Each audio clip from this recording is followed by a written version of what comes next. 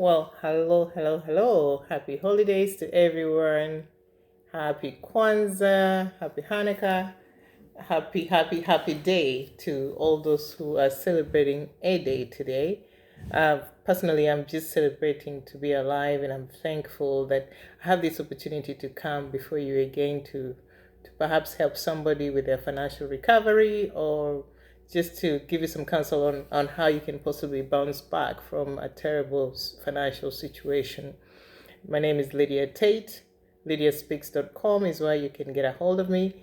I want to talk about financial wellness again, and I will continue conversation on recovering. I've spoken on credit rebuilding, and I want to talk to somebody who's perhaps gone through a divorce recently or maybe in the past, and they're still caught up in a financial jam and they don't know how to get out of it. They don't know what to do. And they just need somebody to give them some guidance and direction on how they can bounce back or they can recover from the financial trauma. I call it financial trauma because when you go through a breakup or a divorce, in addition to the other traumatic experiences, which the physical, emotional, mental instability that comes about with this traumatic experience, a lot of people also suffer from financial traumatic experience.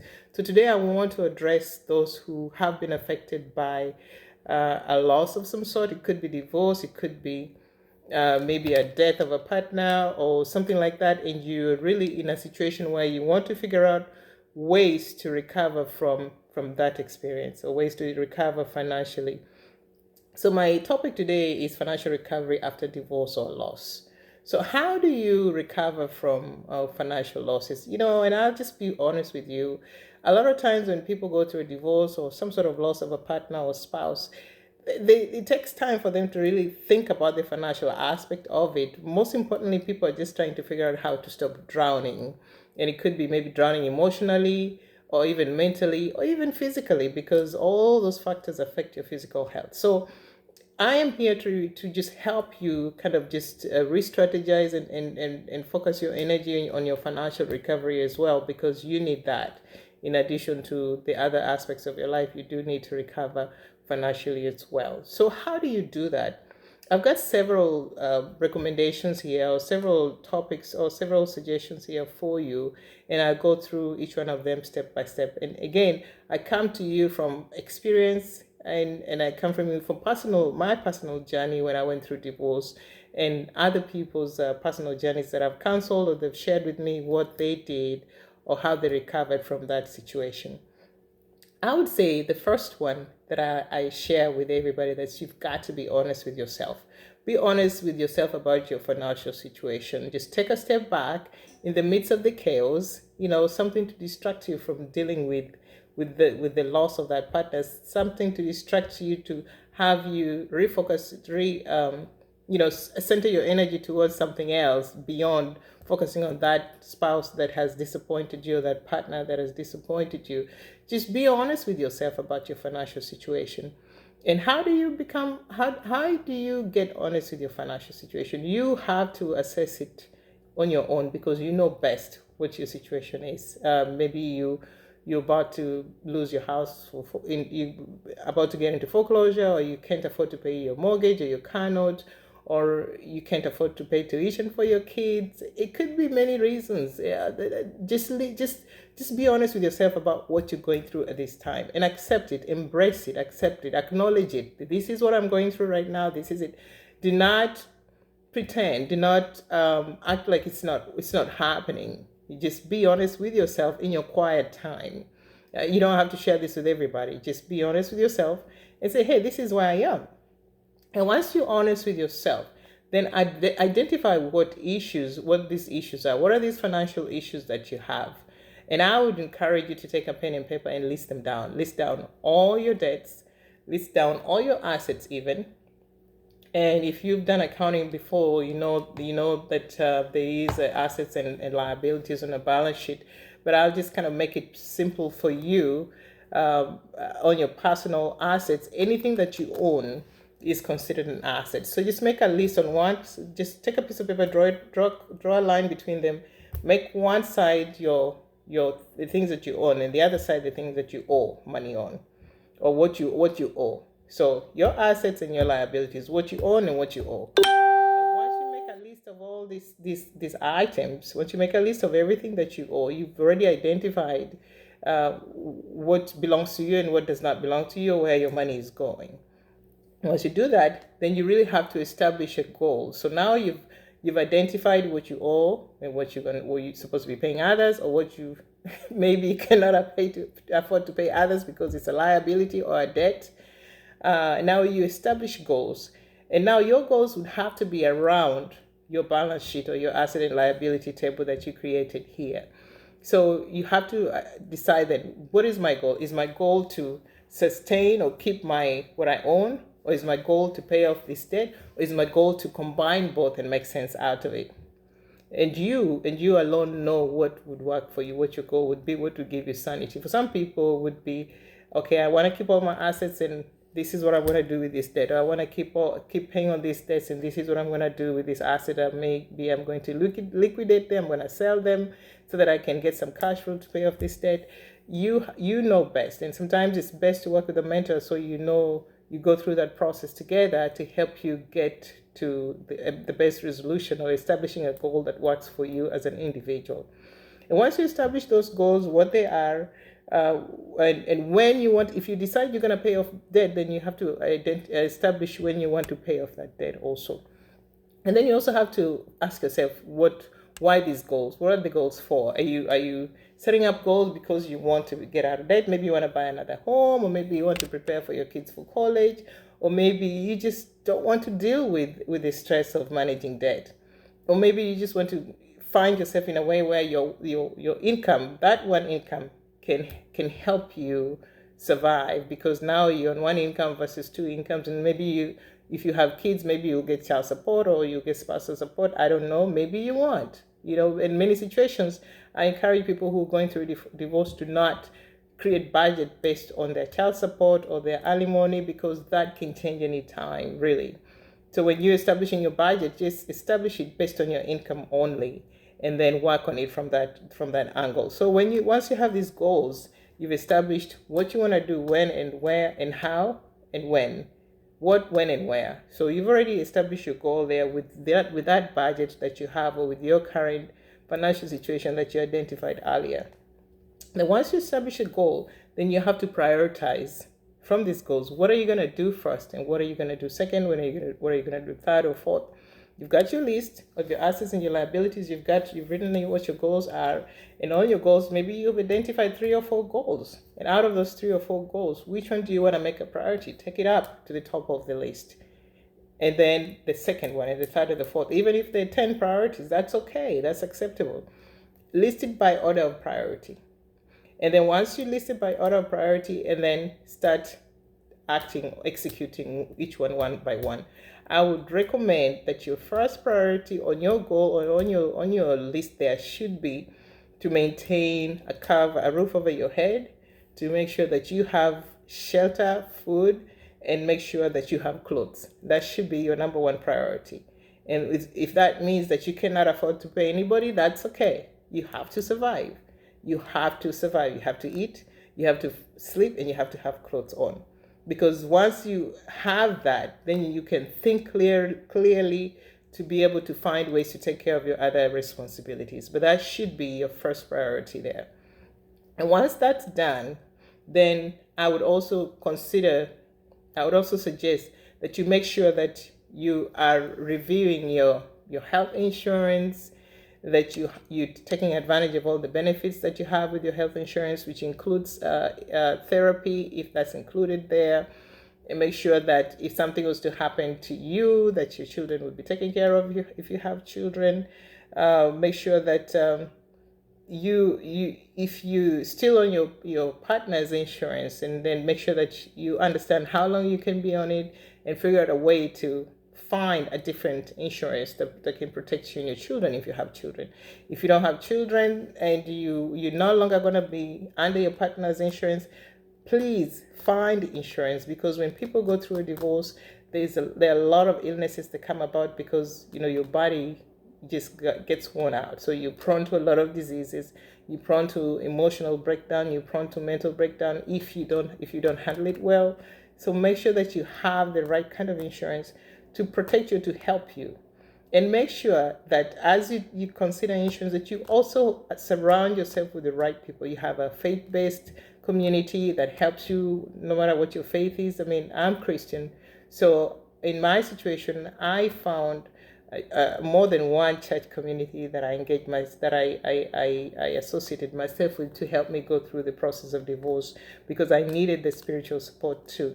So make sure that your spiritual support is intact, because you will need it. That is actually the biggest part of this journey to recovery, in my opinion. And I'm talking. I talk to a big community. I'm sure that we have people here who are non-Christians, and that's okay. I mean, whatever your belief system is, find what works for you in your spirituality, and make sure that it gets you to where you need to be as far as your healing journey goes, and make sure that you're committing to what your book of belief says about you, because this is then important time for you to work on your self-esteem, because when you work on your self-esteem, then you can certainly focus on other areas of your life that can keep you healthy. And then once you focus on that, then deal with the realities of what's happening. If you have to let go of some things, let go. That means that if you're in a tight place where you have to call your bank and say, look, I cannot afford to pay this mortgage anymore, you want to do involuntary repossession, you want to give back the house to the mortgage company, if that's what you have to do to stay sane, do it. But I would say consider selling before you do that. There's always an option for deed in lieu of, where you call the bank and say, look, take up this house, and it's not a foreclosure. Or there is an option for you to consider a short sale if that is what needs to happen. Or there is also an option of you doing a quitclaim deed to your partner if you are overwhelmed with the mortgage payments, and the partner can certainly maintain the home and they can refinance it and take over. I mean, here, at this particular time, you want to make sure that you're keeping your sanity, that you're doing the right things by you, you're honest with yourself, and you're managing what you can manage, and what you cannot manage, you do not force yourself to manage, because you don't want to drown. You want to keep healthy, you want to stay sane. So let go of the things that you need to let go of. I would say if you cannot let go of some things, consider talking to your financial institution. If you have a car loan, talk to them about maybe skipping a payment or two as you as you find your way through this process of getting your finances in order. Even with the mortgage, consider talking to them about skipping a payment or two. These companies will work with you. Or just be honest with them. Tell them, I'm going through a divorce. My income has changed. I'm trying to get myself together. They'll work with you without this necessarily affecting your credit. So talk to your bankers, talk to your financial institutions, and have them work with you through this process. I'd also say sometimes they will work with you on settling some debts if you have some cash in your savings account where you can do that. Maybe consider settling some of bills that you have. In my case, I had to settle a lot of debts because I happened to be the one that was holding majority of the bills of the home. And so when I went through the divorce, I had 3 young kids, and my kids had to survive, and I had a mortgage. And so what I had to do is talk to the different financial institutions, some debts that I knew that I wasn't going to be able to work through. I was able to negotiate on settling and making payments within a certain period of time to be able to pay those debts off. Thank God I had income, and I had decent income. As a matter of fact, I had better income than when I was divorced. During that process of divorce, an opportunity came about, and I jumped in and I took it up. So, and on that note, also look out for opportunities that, maybe something that you've always wanted to do, and now because you're free, you can do it, and you can focus your energy on that and generate additional income for your family. So just keep an open eye to those opportunities so that you can be able to support your family. So, and then also, I talk about settling debt, and then also pay attention to your credit, because credit is very important in this time. You need it to maybe rent an apartment or buy your next asset that you need to survive. So pay attention to your credit. And on a conversation of credit, consider looking at some of the YouTube videos that I have out there on rebuilding credit and focusing on how you can help yourself with that. And then I also, when I have several videos out there on how to pay off debt. You also want to look at those and see if any of those debt payment options is relevant to your situation, and work through the settling of the debt or the paying of the debt, or working with your financial institutions to get to a point that's comfortable for you. But it's better you do something than not to do something. It's better you talk to the financial institutions early, because the sooner you talk to them, the better. And then once you do that, you're working on your credit. You also want to look at your budget. Look at your budget with a lot of scrutiny, and try to lower your expenses. Try to find out which part of your budget has wastage, like where's your money going, and modify it accordingly. If you're used to buying clothes every month, consider maybe not buying any for a few months, or consider changing your store. If you're used to shopping at a high-end clothing store, consider going to a second-hand store, for instance. Or if you have to move into an apartment, instead of going to buy brand new furniture, perhaps look at some of the options out there that can help you buy affordable furniture. I mean, there are options to get very nice looking used furniture at different stores in different cities or different communities. Consider those, or look up for Craigslist or Marketplace or somewhere where you can shop to find affordable furniture if you have to start all over, so that you don't start with debt. Because right at this point, you need cash. You need a lot of cash flow. You need available cash so that you can be able to take care of the things that you need to take care of. So just make sure that you're spending as little as possible. You're not opening new accounts. You're not incurring new debt. And most important thing, do not make any huge financial decisions during this time, because sometimes we go through emotional stuff and we make huge financial decisions that come back to bite us. I know I made a mistake when I was going through a situation like this, and I decided to lease a vehicle instead of buying a vehicle. And I leased a vehicle that was very expensive. I just needed something to make me feel good. And so I thought, okay, if I lease this vehicle, it's going to make me feel good. I'm going to prove a point to this person that I can take care of myself. And I did exactly that. And that vehicle was extremely expensive. And I had to deal with paying it for 4 years. 4 years of very expensive lease. And that was my lesson. So I'm here to tell you that do not make very tough, expensive financial decisions while you're still going through this recovery season. Do not rush into buying a home at this particular time.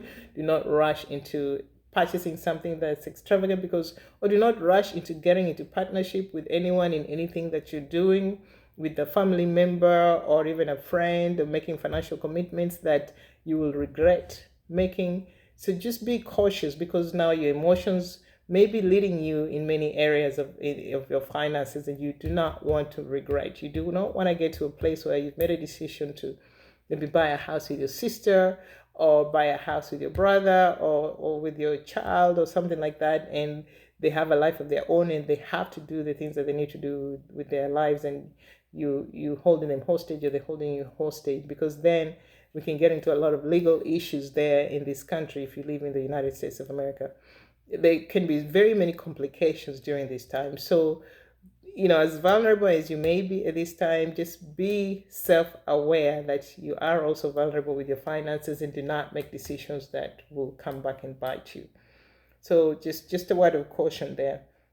But if you have to downsize, going back to the budget conversation, if you have to downsize. Reduce your expenses as much as possible so that you can sleep better at night with knowing that you can afford your lifestyle. And so then once you lower your expenses and you work on your budget, and if you need a little help with that, you can always reach out to me at coaching@lydiaspeaks.com. We can go through your budget and we can see what needs to change, or what needs to go, what needs to stay. And we can walk through that process.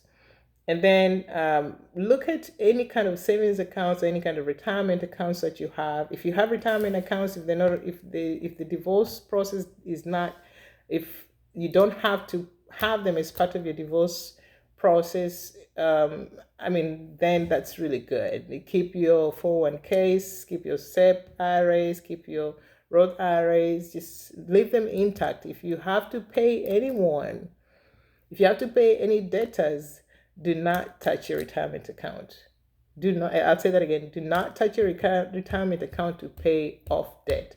Not unless you can do a 401k loan or use the funds to do a cash out loan and pay off debt. Do not withdraw your retirement funds to pay off debts. Not a good practice. It's happened before. Not a good practice to do. If you can help it, if you can avoid it, do not touch your retirement money to pay off debt. Work with your creditors. Think about it. If you have a debt, it's going to stay on your credit for 7 years, right? And just in case you need some conversation on credit, check out the YouTube channel also on the conversations on credit. But the bad debt stays on your credit for 7 years. Whatever debt you have, I'm sure you can pay it off in 7 years. If you cannot pay it off in 7 years, then consider a different strategy. But do not reach into your retirement money to pay off bad debt, debt that's already gone bad, especially if it's in collections. Negotiate with the debt collectors, negotiate with them, and settle if you must, and make monthly payments until you're able to do them. And I'll say a lot of collection agencies, as long as you make some sort of payment, they're going to work with you. So even if you can afford $10, $15, $20, by all means pay it until you're able to pay more, you'll be able to settle. But send something to them if you must. And if you can't, just don't worry about it. And there are other ways that you can actually have these collection agencies work with you and get these things off your credit. And if you'd like to learn more about that, you can reach out to me at coaching@leaderspeaks.com, or you can call me if you watching this video and you have my contact information. You can reach out to me and we can discuss that. And you can also go to my website at leaderspeaks.com and gather some additional information on some of these conversations that we're having. And then I'll say, ask for help. If you need help, raise your hand up. If you have to ask help from family members, ask for help from family members. Do not be in denial. Do not pretend that everything is okay when everything is not okay. If you have children, be honest with your children. The children are very understanding. I learned that quite well when I was raising my kids. And I was a single parent for many years, and now they're adults. And I'm, even though I still, I say a single parent, but they had a father who was, who spent some time with them as well, even though we were no longer together. But even then, I would say that you as a mother or as a single mother or a single father, that you have to work on a lot of things to be able to get yourself in a healthy place. So accept help if somebody offers you help. That's a very difficult thing for many people to do, including myself. But accept help. Be humble enough to accept help if you need it. And pray and ask God to send you the right people to help you. And again, I'm going back to whatever your belief system is. Seek for help where you need it. And get it and receive it and take it the right way. And I'd say also live in gratitude. Live in gratitude, because when you're thankful about the little things, I always say sometimes when you wake up and you feel like you don't need to be there, or you just don't feel comfortable, you're not happy, just start being thankful about the little things. We're so blessed in many ways that we just tend to forget that. Right now, if you're watching this video, you're blessed because, for one, you're still alive. You may be sick or you may be financially challenged, but you're alive. You may have lost a family member, but God is giving you a chance to be here today to do things right. So you have a lot to be thankful for. You're sitting on a chair. Some people don't have chairs to sit on. You have your health, your eyesight. You can watch this YouTube video. Thank God for the little things that you perhaps don't pay attention to. Walk in gratitude and see how it comes back to you, how good things come back to you. This is a time when you have to really have positive attitude as you walk towards rebuilding yourself, rebuilding your finances. And I go back to the retirement there. Another way that you can really feel good about yourself is you do something positive towards building your assets, which your retirement account is building assets. So if you cannot contribute more towards your retirement at this time, then maybe put $10, $15 in a savings account every month. Just do something to show that you're actually building something positive for yourself. Then you can do that by maybe checking your budget and moving some monies here and there so that you can make one area of your finances grow, make your assets grow. Because at this point, we're trying to increase our assets and not our liabilities. We're trying to increase what we own and reduce what we owe. So you really want to work on that. And if you have made some bad decisions so far with your finances in the rebuilding process, you've made some emotional decisions like we all have. I have made those emotional decisions. I've gone on a shopping spree when I knew I should not be using a credit card because I wanted to just feel good about what I was dealing with at that particular time. Forgive yourself. Acknowledge that, I had an issue then. I made an emotional decision to buy that vehicle, list that vehicle. I made an emotional decision to use my credit card, and now my credit card balances are high. I made an emotional decision to maybe take that vacation that it wasn't time to take just yet because I needed to make sure that I wasn't necessarily using money debt to travel if I couldn't pay that credit card back in full at the end of the month. I made a bad decision by not paying this debt on time.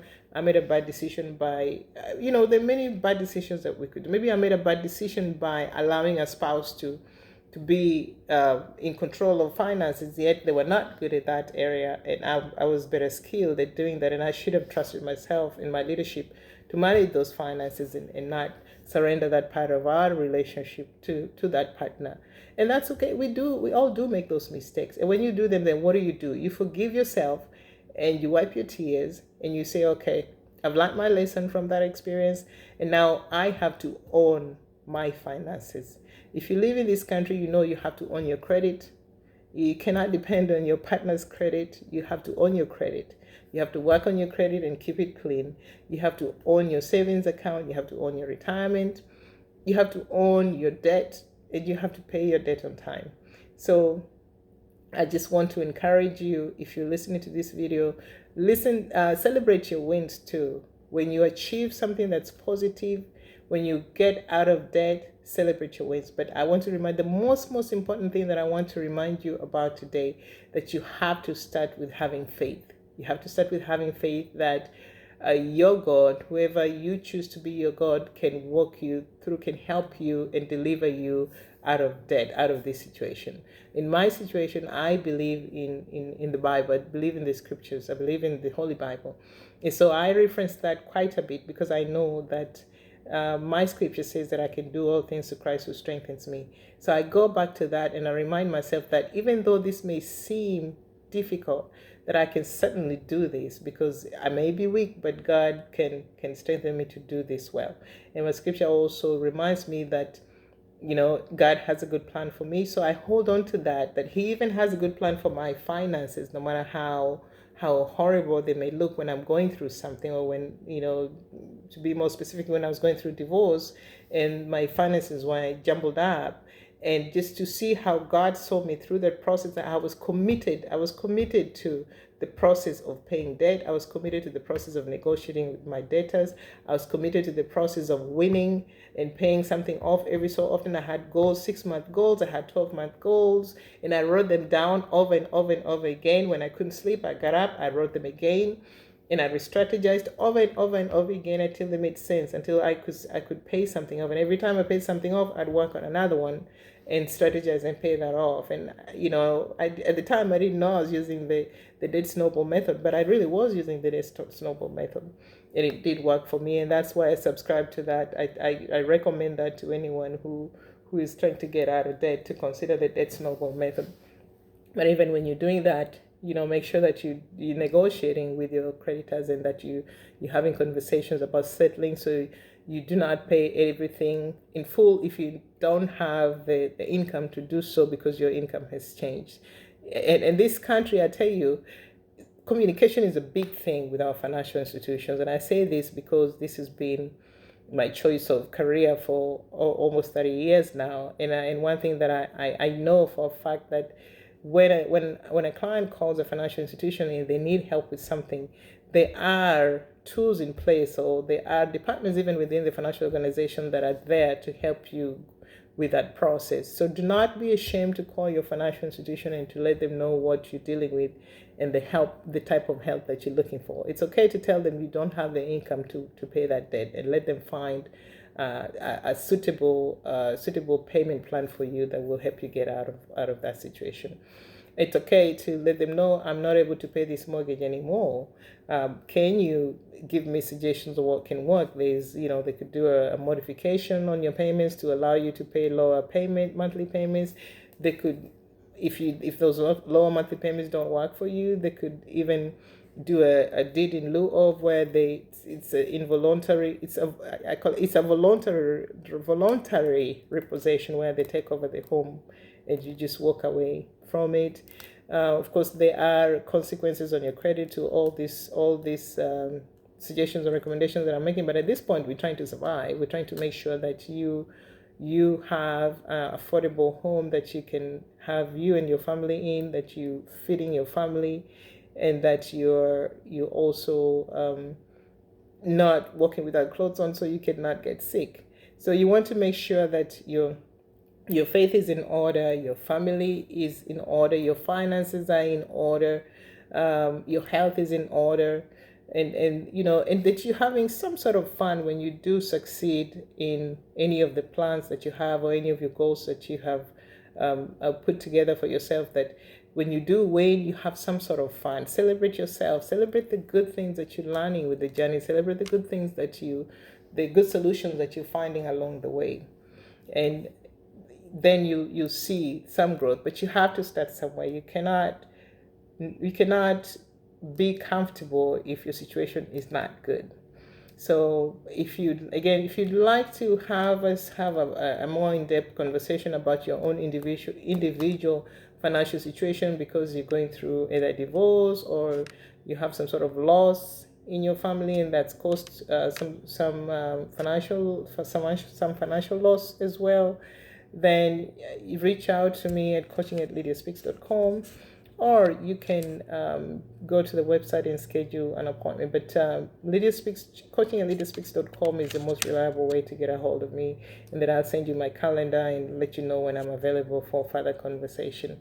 Thank you again, and I hope that you have the rest of a good, I guess the first is coming here soon. I hope that you're prepared for the new year of 2021, and we will see you before the end of the year. Thank you. Have a good one. Bye-bye.